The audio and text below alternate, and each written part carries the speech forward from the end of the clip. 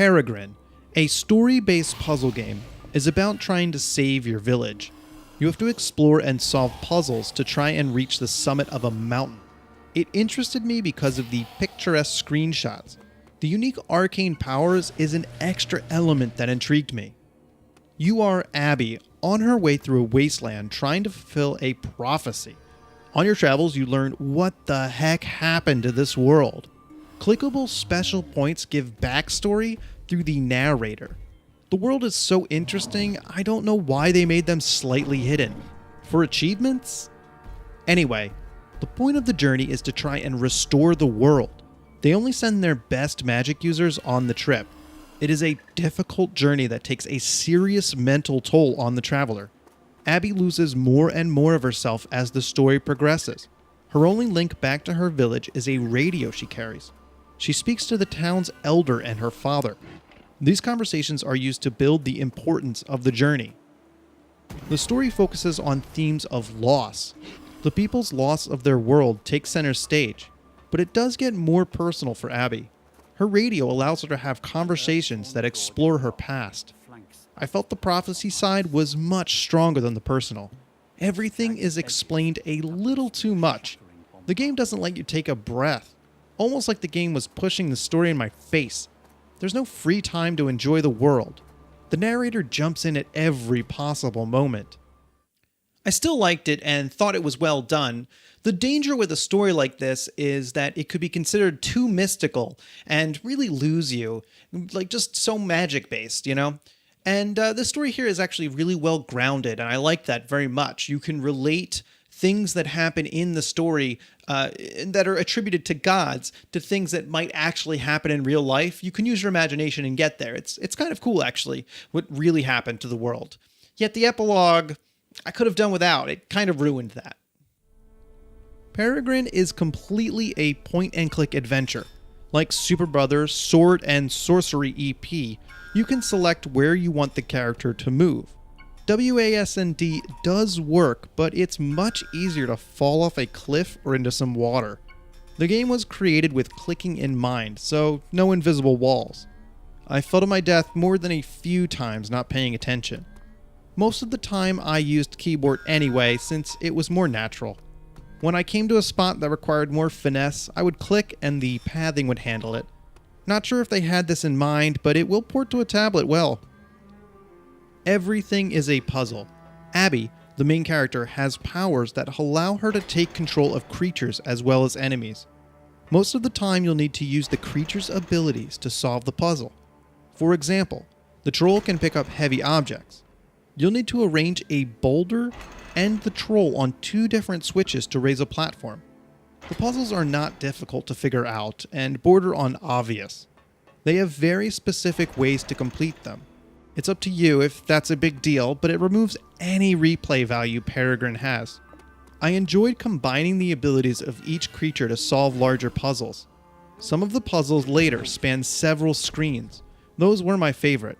Unfortunately, they only get larger right before the game is about to end. A more subtle mechanic that was not completely explored is line of sight. It is a requirement that you must be in the sightline of a creature to control it. On some puzzles it was used, but not to the extent that would have created more compelling objectives. After finishing, I crave larger puzzles, as well as more creature types. Peregrin never goes beyond a few initial puzzle building blocks that you encounter in the first chapter. For example, hitting switches and creating bridges is what I did through the entire game. Sure, later puzzles are larger, but do not expand the complexity. Puzzles should slowly build in complexity and difficulty. It helps the player feel like they're getting smarter or better at the game. There is no challenge or sense of progression from the puzzles. They kind of feel like obstructions holding you back from learning about the story. When I said everything is a puzzle, I meant it. Even the combat has a puzzle-like quality. I consider it turn-based. Everything freezes when you enter the combat area. You can choose to attack or possess an enemy. It has to be done in the correct order, otherwise you will fail. That's it. Find the correct order to click on the enemies to win. Battles are kept to a minimum and are brief. Sometimes they need a little setup before entering the battle zone, but that was only used a couple times, which left me wanting.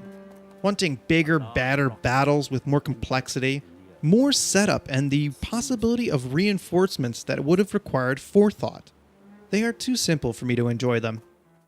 Side note, I did find a bug. What happened is that I was walking and accidentally jumped off a cliff to my death, and that was in between two screens, and I guess what happened is that the game saved my position on the next screen. So when the game reloaded, I was nowhere to be seen. I moved in any direction and tried to move around, and I just died over and over again. It really sucks. I think it was like a one-off kind of thing, and I got to that section again, and it was fine. I had to replay from the beginning of the chapter, which is unfortunate and takes up time, but once you know the puzzles, it's not that hard to get back through to where you were. It wasn't that much time wasted, but it's just something to be aware of that it happened. I have footage of it that I'll show to you right now. Peregrin has a particular style. They use simple textures with a thick outline to give it an artistic feeling, like a painting. The camera zooms out and gives you a sweeping view of the monolith. It's beautiful. I was consistently surprised by the quality of the artwork. Peregrin's artwork is one of my favorite parts of the game. At times it was amazing to watch. I would buy prints and hang them in my house. Peregrin was not afraid to move the camera to give a more interesting perspective. They used a ton of wide shots to reinforce a sense of smallness for the character. You never get up close and personal with Abby. It's difficult because visually you never get to know the character, only by her portrait. Each new setting helps create the feeling of an expansive journey and a good sense of progression. You might be moving up the mountain, but the settings move from inside and outside, different locations around, and that really helps mix it up and keep it interesting. I think without these different areas, the game would have gotten stale quick. The creatures have a unique design and their animations are solid. It would have been improved if they had a unique look to go with each setting. The same could be said for the enemies as well. A little variation would have been nice. Abby's comms unit emits a sharp crackle. For the first time in days, she hears her father's voice. I can't push the fear from my mind, Abby. Don't worry, Father. My powers are stronger now than when I left. I'll...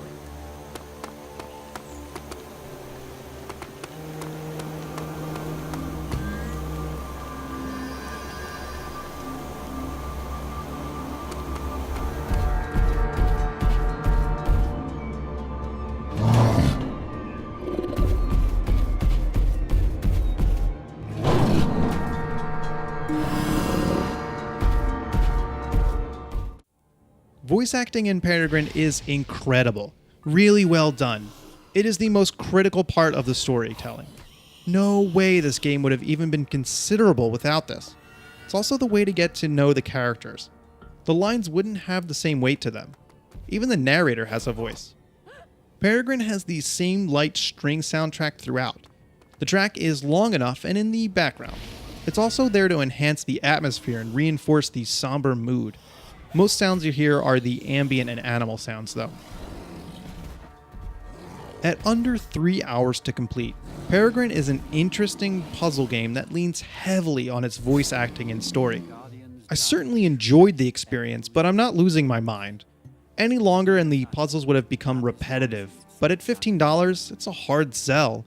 It's a quality product that you might be better off waiting for a decent sale, especially if you don't mind strong but short games. What do you think? Gonna pick it up, gonna wait for a sale? If you do end up grabbing it, let me know what your thoughts are. I'm interested. Also, I'm gonna be starting to do videos for games that are recently released instead of only games I get early. It should make the videos more regular and pick up more videos. So subscribe so you don't miss them. It'd be really great. It helps the channel too. Thanks for watching.